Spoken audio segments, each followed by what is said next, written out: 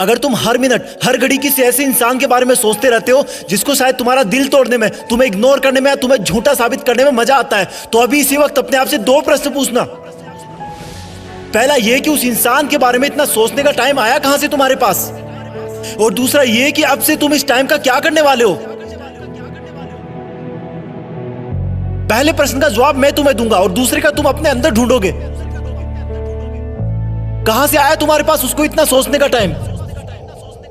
तुमने लगभग सब जगह का टाइम मार दिया सिर्फ उस एक इंसान के लिए। अब तुम्हारे दोस्त तुम्हें पहले वाला दोस्त नहीं मानते क्योंकि तुमने अपने इतने सारे दोस्तों का टाइम भी उसको दे दिया है। अब तुम अपने शरीर पर ध्यान भी नहीं देते क्योंकि वो टाइम भी तुमने उसको दे दिया है। ना तुम समय पर नहाते हो, ना समय पर खाते हो, ना डेली एक्सरसाइज करते हो, ना जिम जाते हो, ना टाइम पर सोते हो, ना कोई ख्वाब भी रोते हो। क्या हालत बना रखी है तुमने अपनी।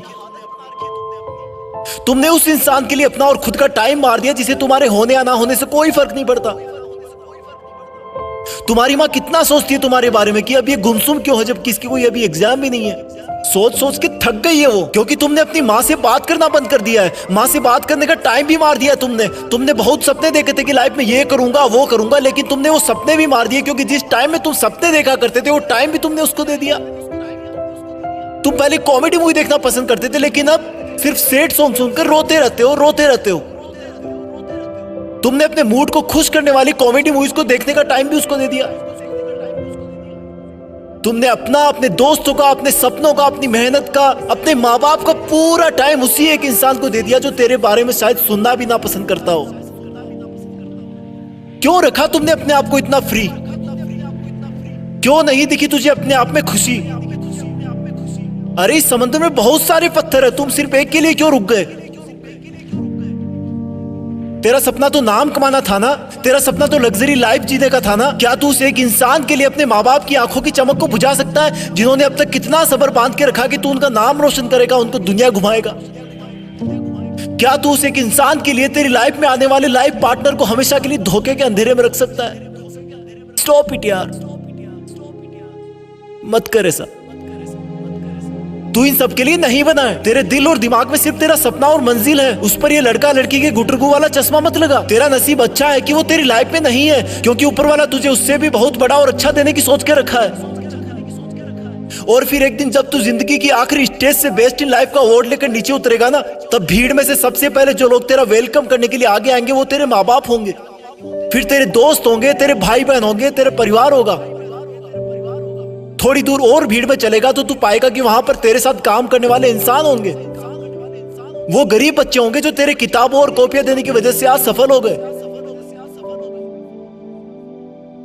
और आगे चलेगा तो तुझे कुछ ऐसे लोग मिलेंगे जिन्होंने तेरी सफर में बहुत मदद करी होगी। तू उन सबके सामने झुककर उनका शुक्रिया करना। और आगे चलेगा तो फिर अनजान लोगों की भीड़ शुरू हो जाएगी। उसी भीड़ में कहीं थोड़ा सा आगे जाकर वो इंसान मिलेगा जिसको तुम कभी पूरा टाइम सोचा करते थे, जिसकी याद तुम्हें हर वक्त रुलाया करती थी, जिस इंसान ने तुम्हें नीचा दिखाकर, नालायक बताकर ठुकरा दिया था, जिसके तुम्हारी जिंदगी से जाने के बाद तुम बहुत रोए थे, जिससे तुमने बात करने के लिए, देखने के लिए कितनी मन्नतें मांगी थी, रिक्वेस्ट करी थी। वो इंसान तुम्हें सॉरी बोलना चाहेगा लेकिन नजरें नहीं उठा पाएगा। उसको अपनी गलती का बहुत भयंकर एहसास होगा क्योंकि उसने तुम्हें समझने में बहुत बड़ी गलती करी थी। तुम्हारे प्यार को ढोंग समझा था, उसने तुम्हें बेवजह आवारा समझा था, जबकि तुम वैसे बिल्कुल नहीं थे। तुम सच्चे थे पर उसकी आंखों पे घमंड की पट्टी बंधी थी। वो इंसान तो भीड़ में बहुत रो रहा होगा लेकिन तुम उसके कंधे पर हाथ रखकर उसको माफ कर देना और बोलना कि थैंक्स यार, अगर उस दिन तूने मेरा दिल ना तोड़ा होता ना तो आज मैं भी तुम्हारी तरह इसी भीड़ में खड़ा होता।